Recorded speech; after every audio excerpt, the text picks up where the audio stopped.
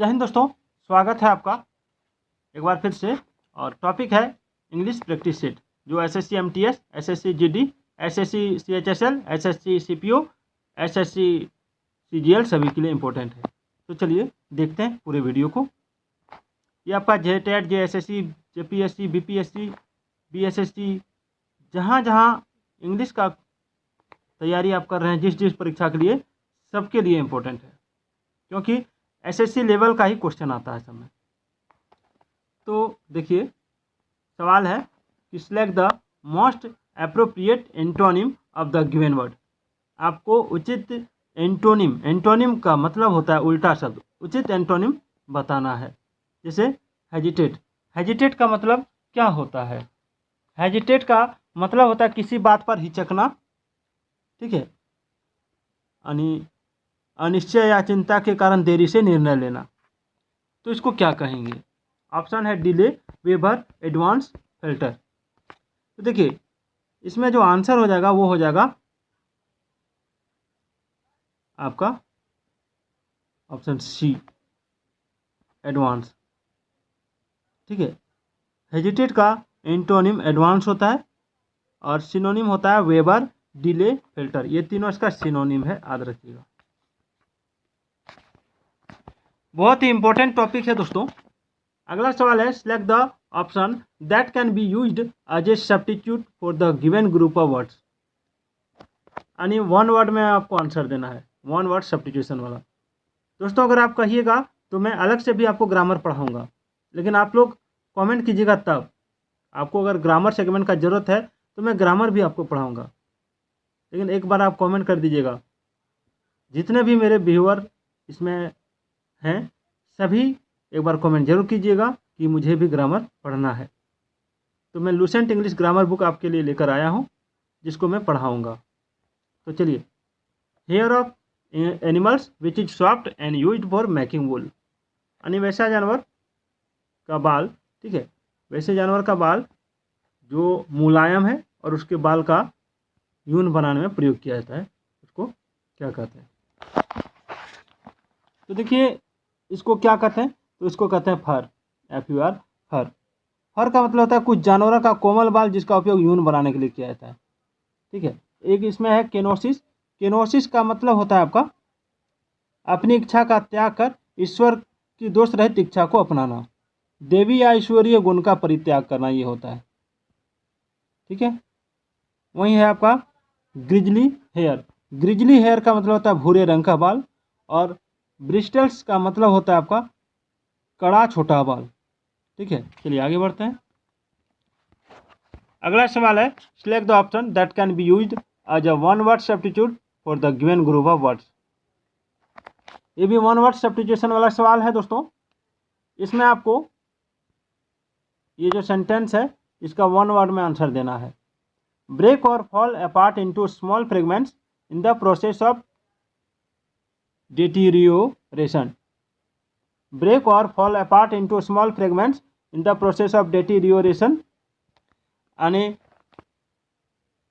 इसका जो हो जाएगा वो हो जाएगा क्रम्बल। ठीक है, यानी टूटकर या तोड़कर छोटे छोटे टुकड़े होना या करना आपका क्या कहलाता है?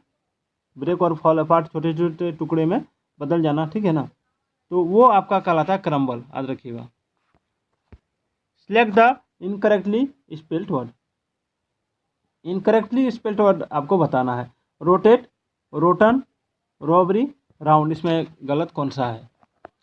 देखिए, इनकरेक्टली मतलब जो गलत है, ठीक है, जो गलत है वही आपको बताना कि इसमें गलत कौन सा है। तो देखिए, इसमें जो गलत है वो हो जाएगा आपका ऑप्शन सी, रोबरी, ROBERY, जबकि इसका स्पेलिंग होता है ROBBERY। ठीक है, डबल बी लगना चाहिए इसमें, यहाँ पे है BBERY होता। चलिए नेक्स्ट देखते हैं। Select the most appropriate meaning of the given idiom. ये जो इडियम दिया गया है इसका उचित मीनिंग बताना है। तो टू इनोवेट और पियोनियर, टू डिस्टर्ब और interrupt, to start digging somewhere else, to look for a new building, to break new ground, ये इसका मतलब बताना है। तो ये टू ब्रेक न्यू ग्राउंड का मतलब होता है कोई नई बात खोजना या नई पद्धति या प्रक्रिया को प्रस्तुत करना।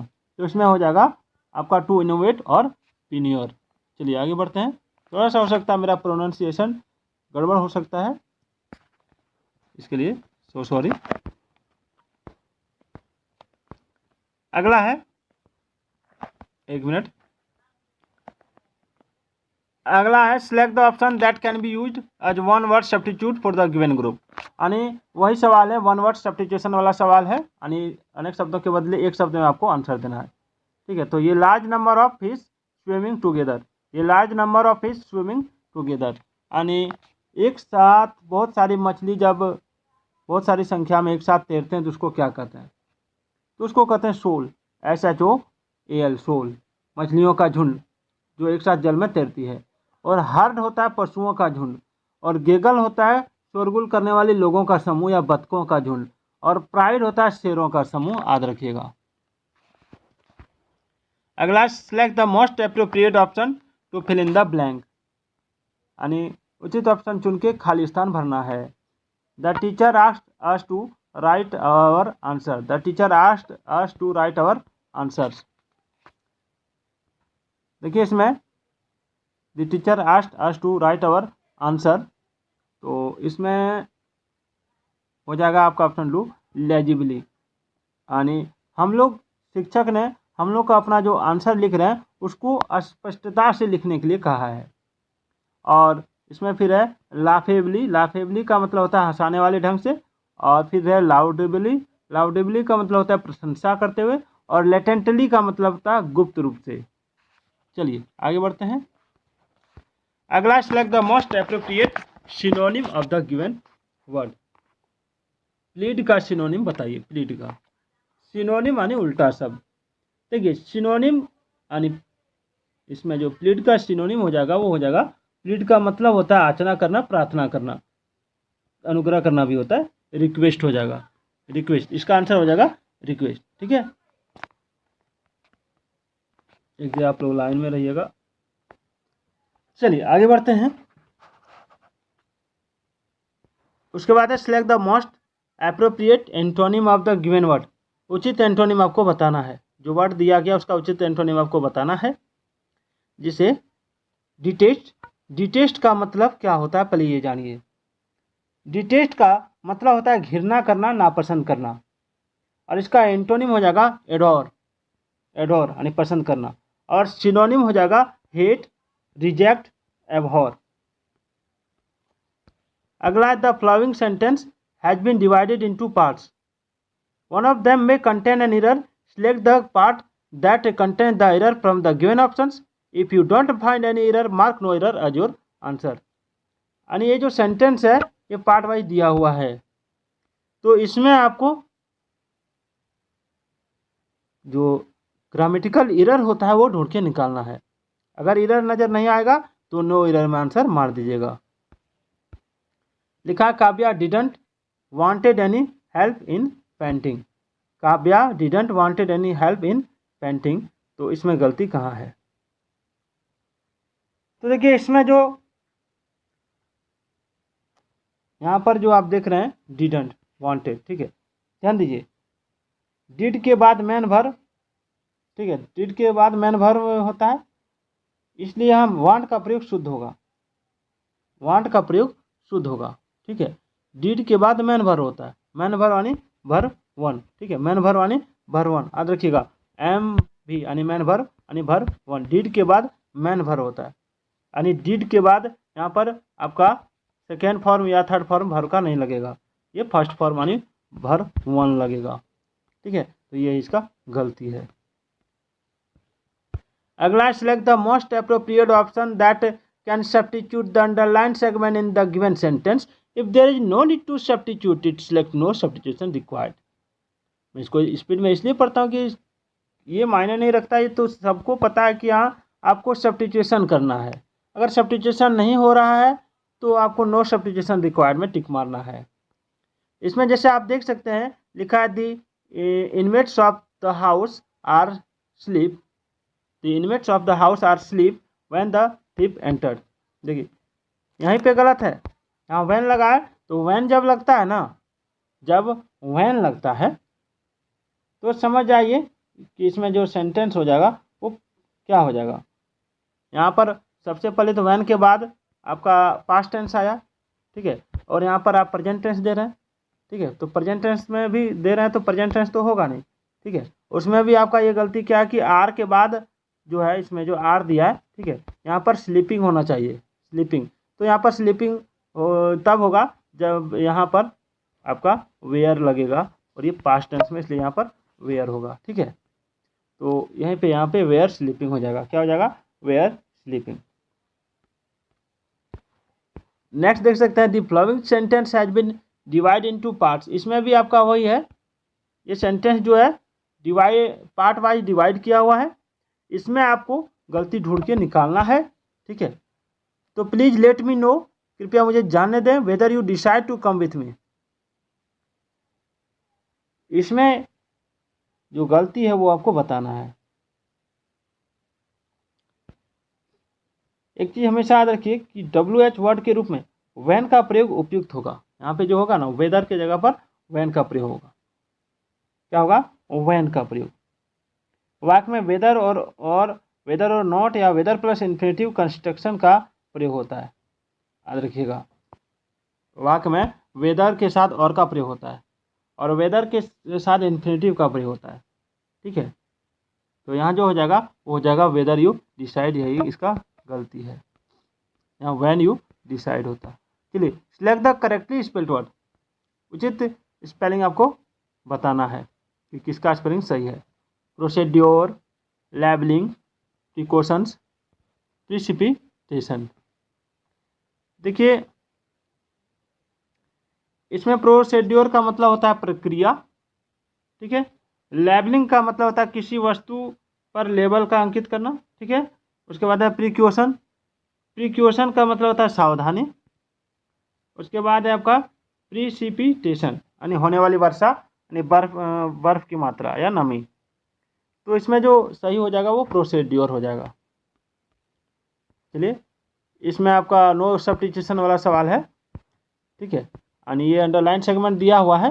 एक मिनट, कहाँ गया भैया, यहाँ है, उठ जाओ ऊपर।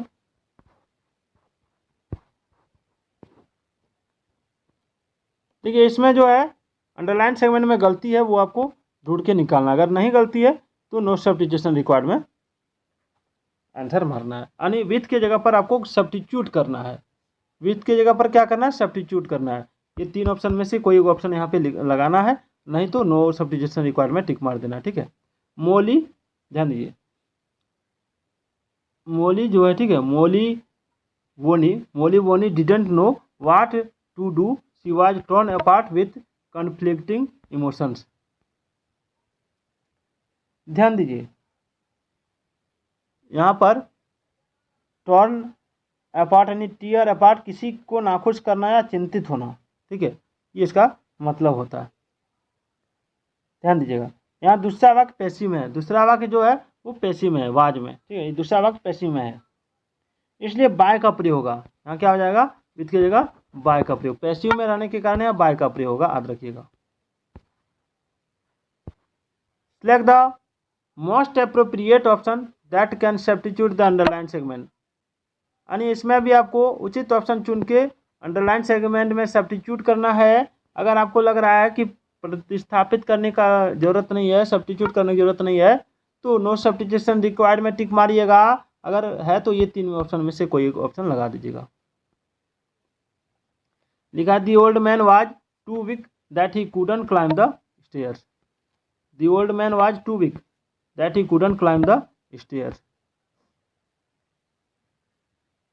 तो देखिए, यहाँ जो है हमेशा याद रखिए कि जब यहाँ टू का प्रयोग होगा तो यहाँ दैट का प्रयोग नहीं होगा, यहाँ पर भी टू का प्रयोग होगा, ठीक है, यहाँ पर टू का प्रयोग होगा, यानी two plus adjective plus two infinitive का स्ट्रक्चर है इसमें, इसलिए इसका option D is the right answer.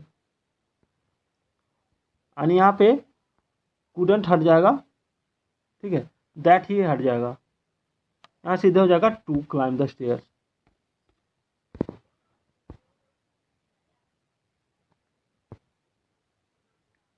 The following sentence has been split into 4 segment, identify the segment that contains a grammatical error.